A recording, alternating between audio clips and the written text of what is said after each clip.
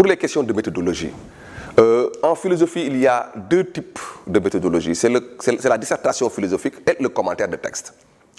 Alors, par rapport à la dissertation philosophique, il est question de réagir sur des situations problèmes. Autrement dit, il est question pour l'apprenant de savoir comment réagir par rapport à une situation problème en donnant une position, mais une position clairement affirmée. Alors, pour ce faire, il faudrait que l'élève s'approprie d'abord la méthodologie. Je rappelle que souvent, on nous dit que la méthodologie de la dissertation philosophique est identique à celle qu'on retrouve en français. Je dis non, ce n'est pas la même chose, puisque les orientations et les strates ne sont pas les mêmes. Nous, du moment que nous travaillons sur des situations problèmes, il faudrait d'abord que nous cherchions à sérier les types de sujets qui existent. Nous avons des sujets qui sont souvent donnés sous un mode affirmatif, c'est une assertion. Il y a des sujets qui sont donnés sous le mode interrogatif. Il y a des sujets qui sont donnés sous le mode négatif. Et enfin, il y a des sujets qui renvoient à des confrontations de notions. Alors, chaque type de sujet renvoie à un mode de traitement différent. Ce qui fait que finalement, il faudrait que l'élève parvienne quand même à identifier tout cela s'il voudrait faire un travail concluant dans ce sens. Mais il y a aussi un préalable. Le préalable, c'est comment? C'est quoi? C'est comment faire une dissertation philosophique. Une dissertation philosophique comprend trois parties. Une introduction, un développement et une conclusion. L'introduction, c'est la partie initiale. L'introduction, c'est ce qui annonce. Et l'introduction est structurée en trois moments. Il s'agit d'amener le sujet, de poser le problème et d'annoncer le plan. Mais comment amener un sujet? Je donne un exemple. On vous dit, Schopenhauer nous dit, la vie ne vaut pas la peine d'être vécue. C'est une affirmation. Alors, affirmer en philosophie, c'est problématisé. Il suffit que je dise que Lamine est un homme gentil pour que cela crée un problème. Cela crée un problème parce que quelqu'un me dira, mais monsieur, qu'est-ce que vous entendez par être gentil? Qu'est-ce que vous entendez? Pourquoi vous dites qu'il est gentil? Et pourquoi pas l'autre, etc., etc. Donc, rien qu'une affirmation est sujette à des problèmes. Et ce qui fait que donc, quelle que soit l'affirmation que nous avons en face de nous, il y a un problème. Schopenhauer a dit, la vie ne vaut pas la peine d'être vécue. Il nous faudrait essayer de voir maintenant quel est le problème qu'il y a à l'intérieur. Le problème est très simple. C'est que pour lui, la vie ne vaut pas la peine d'être vécue, puisque l'homme est déjà inscrit dans la finitude. Sachant qu'il va mourir un jour, mais il ne peut pas être heureux. D'autant plus qu'il le dit lui-même. Le bonheur n'est qu'une suspension momentanée du malheur. Toute la vie de l'homme n'est que malheur.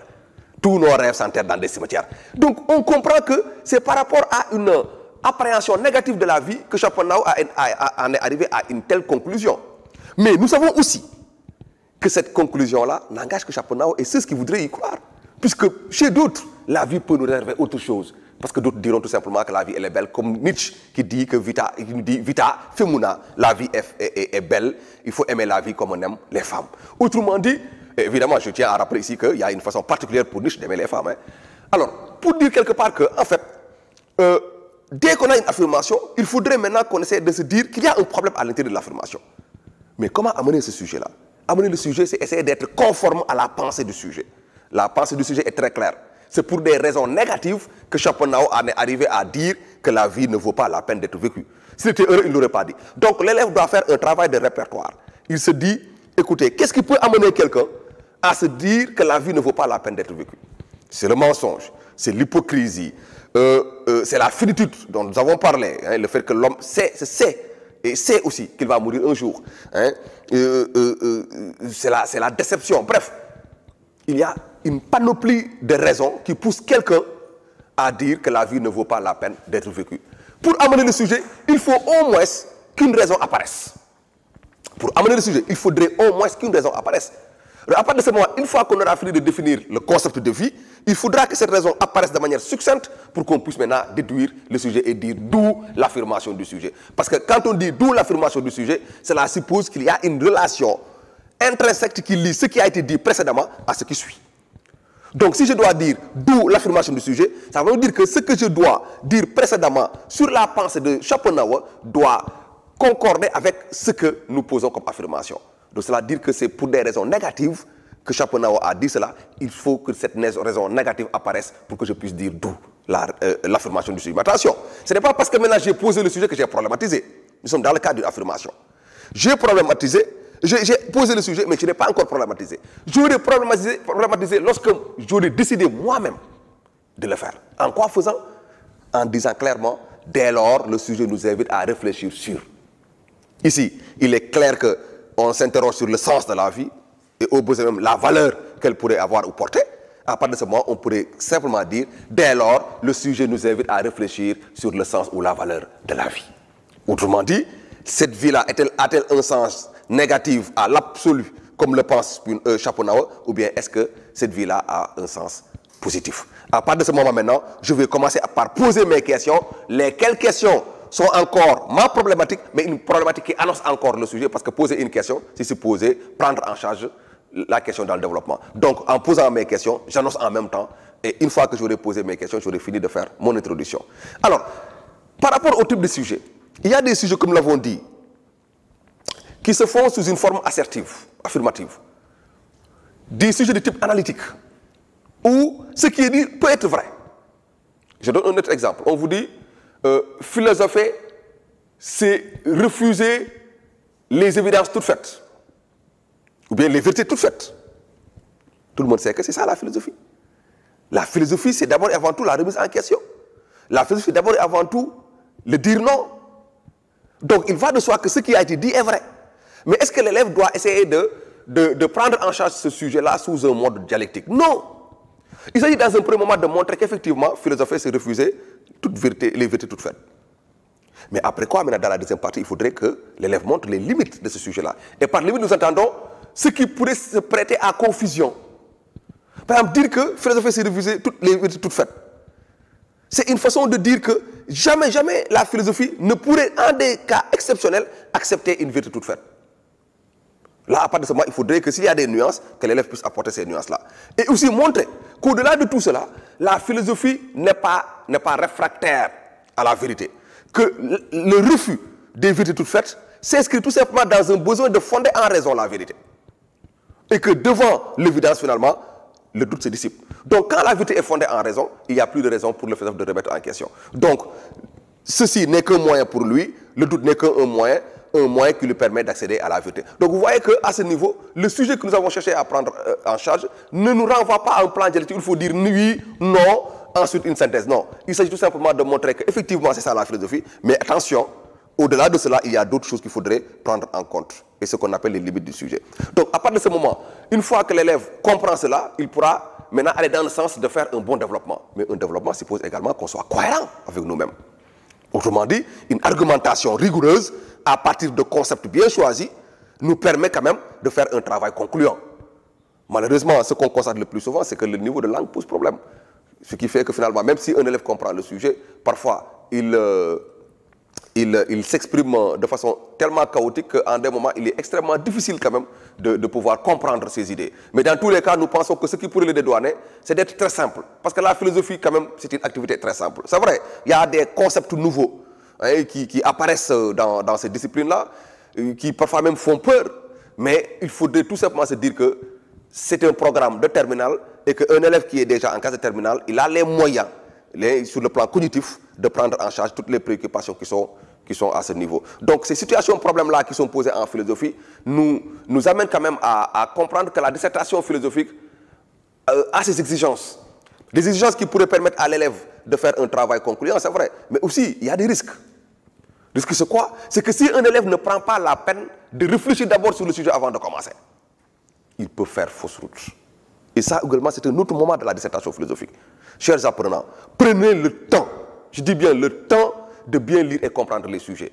Il ne sert à rien d'avoir une intuition ou bien une présomption a priori sur un sujet, de le traiter à l'envers, de passer totalement à côté, là où vous auriez pu quand même prendre le temps de réfléchir, même si le travail que vous avez produit n'est pas très étoffé, mais au moins que vous puissiez au moins vous assurer que vous avez fait un travail sur lequel vous avez compris le sujet. Alors, à ce niveau, on se rend compte que c'est souvent la précipitation qui enfonce beaucoup d'apprenants, et c'est pourquoi nous demandons quand même de ralentir et de vous dire que quand vous avez un sujet de dissertation par devers vous, prenez le temps d'y réfléchir et d'y faire un bon travail. Parce qu'autrement, tout ce que vous aurez produit ne serait pas bon. Et je voudrais également revenir sur un autre aspect. C'est que les élèves ont l'habitude de circonscrire les sujets dans des domaines. Quand on donne un sujet, c'est le domaine 2, c'est la liberté, c'est l'État, entre autres. Ce n'est pas comme ça. Aujourd'hui, la tendance est de donner des sujets pour montrer, pour voir si l'élève est capable, à partir d'une vision panoramique, de faire un travail de fourmillement et d'amener à des réponses idoines par rapport à une préoccupation qui est là. Et pour ce faire, il ne s'agit pas seulement de renvoyer la question à un domaine, mais il s'agit de prendre la question dans son sens global. Les sujets qu'on vous propose sont des sujets qui généralement interpellent énormément de domaines parce qu'on voudrait s'assurer que l'élève a compris le programme de philosophie et qu'il a la liberté, je dis bien la liberté, de s'exprimer au-delà de tous ces contenus-là qu'on lui a donnés en classe. Et c'est pourquoi, à chaque fois qu'on vous donne un sujet, dites-vous bien qu'il faut partir du sujet vers les informations philosophiques que vous avez reçues. Et non pas partir de ces informations-là pour donner et imprimer une marche au sujet. En général, les élèves qui le font, ils font toujours fausse route. Et c'est pourquoi j'ai peur, j'ai même horreur, à chaque fois que des sujets sont donnés à l'examen, que les élèves me demandent, monsieur, ça a été dans quel domaine? C'est un sujet sur l'État, c'est un sujet sur la société. Non, non, non, les choses ne se passent pas comme ça.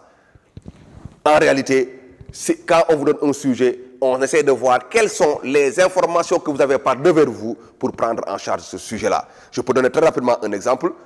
Si on vous dit l'être libre, c'est refuser tout déterminisme. Alors, il y a un chapitre dans le programme qui parle de la liberté de déterminisme.